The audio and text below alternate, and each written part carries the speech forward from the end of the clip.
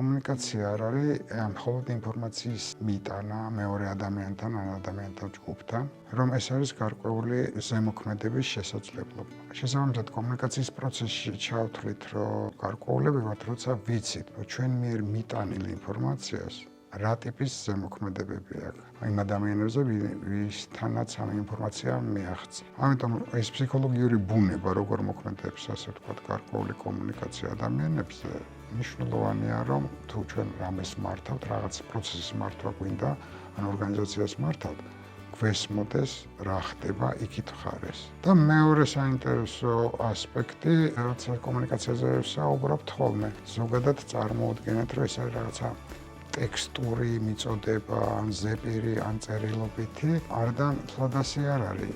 ინფორმაცია ადამიანთან მიდის, არა მარტო ტექსტურად, თქვა წერილობით ან ზეპირი მეტყველებით, არამედ ქცევითაც, ანუ იქით ხარეს ინფორმაცია, შეიძლება მიწოდებული იყოს გარკვეული ტიპის ქცევით. აი ეს თლიანობაში ამის წარმოქმნა როგორ ხდება და რა ფსიქოლოგიურ თავისებურებებს აქვს, აი ამაზე გვექნება საუბარი ჩვენი შეხვედრის დროს.